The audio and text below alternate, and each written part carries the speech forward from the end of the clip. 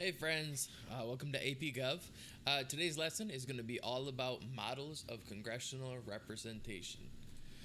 What we've been learning lately, our enduring understanding that we've been studying is that the Republican ideal in the U.S. manifests itself in the structure and operation of the legislative branch. So we're talking about Congress, we're talking about how they are structured, how the House and the Senate are structured differently, and how that has different outcomes in the way that they represent us. The specific learning objective that we've been talking about is we've been explaining how congressional behavior, or the behavior of our representatives, is influenced by the election processes, by partisanship, and by divided government.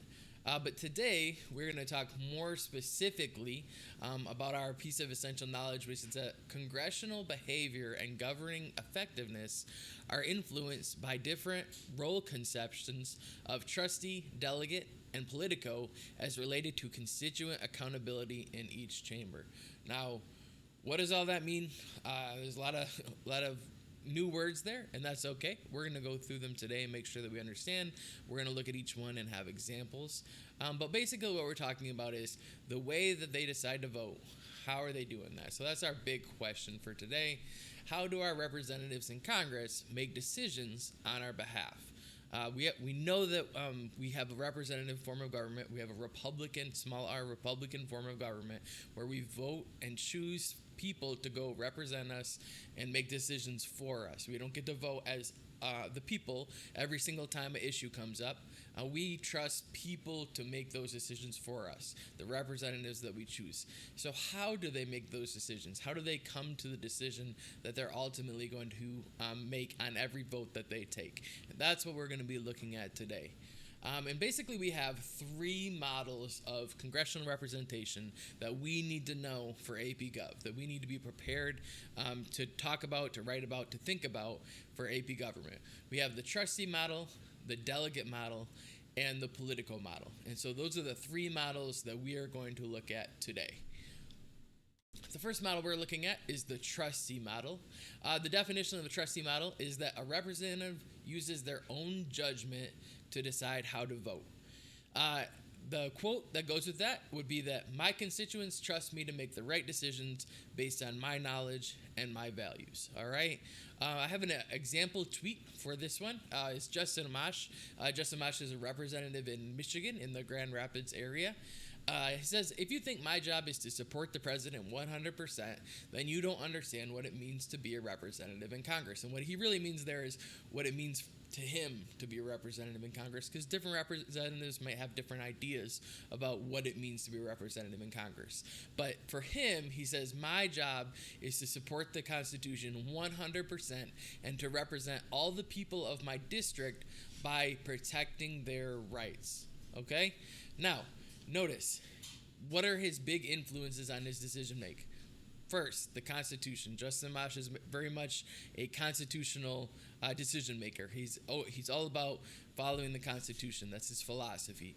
And then secondly, and this is where we want to be really focused in on exactly what the language that he uses. He says, to represent all the people of my district by doing everything that they want.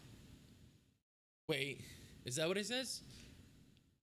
To represent the people of my district by always following their desires. Oh, no, that's not what it says. It says to represent the people of my district by protecting their rights. So he says that his big thing, and this tweet, the context of this tweet comes in a situation where he is getting a lot of flack from some of his voters as well as others for going against something that President Trump has done. And the people are saying, hey, we support Trump, and why aren't you voting along with him if that's what we want? And he says, that's not my job.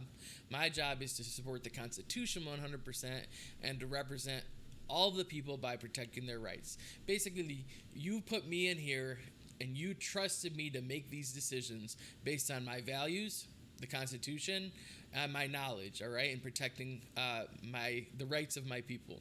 And so that's what I'm going to do. I'm not always going to do what people want me to do. I'm not always going to do what people ask me to do.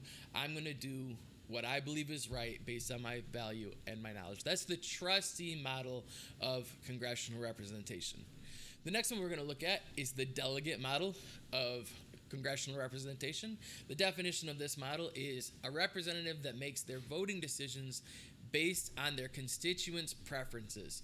So instead of saying, hey, this is the stuff, this is my personal opinion on all these things, these are my values, this person says, my personal opinion about this topic doesn't matter as much as what my voters want me to do. So I'm always going to go in line with my voters. I'm always going to make the decision that they want me to make. So I got a little tweet from Senator Gary Peters, another congressperson from Michigan, but this time in the Senate. And he says, I know parents, teachers, and school administrators across Michigan are thinking about how we safely return our students to school. We all know it's incredibly difficult to fully reopen our economy and for parents to return to work if schools can't reopen safely. I'm going to skip the next one and look at the last one. I will continue talking and listening to parents, teachers, and school administrators across Michigan. What he's saying is, I'm going to listen to my constituents.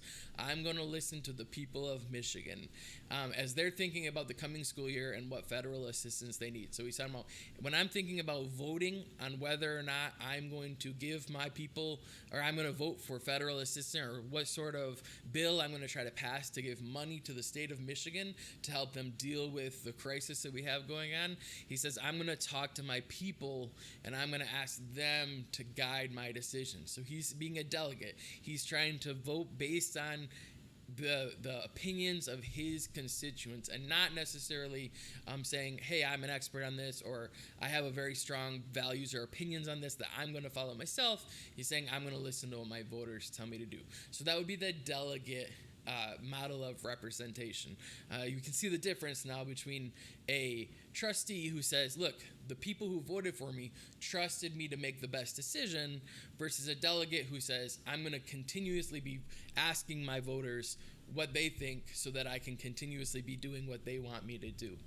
All right, and then of course you have the Politico, which blends the two together. All right, it's a combination of the trustee and delegate models that mixes supporting constituent needs on some issues and following personal convictions on other issues. And the quote I have for that one is, there are some values that I won't compromise when making my decisions, but on other issues I will follow the will of my voters. Okay, this is a person who might say, there's some specific topics that they personally have beliefs or convictions that are so strong that even if all of their voters were against it, they wouldn't change their opinion, because that's just such a strong, important belief for them. But on matters that they don't have those very strong convictions on, that's where they would be more willing to make some compromises to figure out the will of their voters and maybe be willing to change their position on a topic because their voters have expressed that they want them to vote differently on that topic. So, how are these models impacted by accountability in each chamber?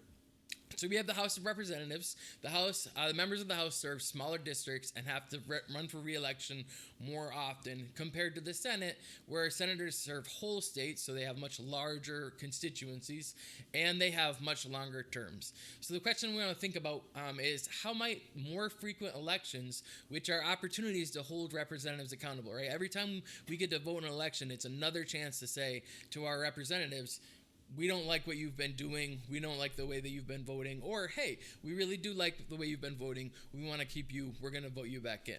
And so how might more frequent elections impact a legislator's decision-making process in the House compared to the Senate? Hopefully you kind of can come to the realization that in the House of Representatives, because members of the House have to run for re-election more often, they're more easily held accountable to the will of the voters, which means they might be more likely to take a delegate model of representation, right?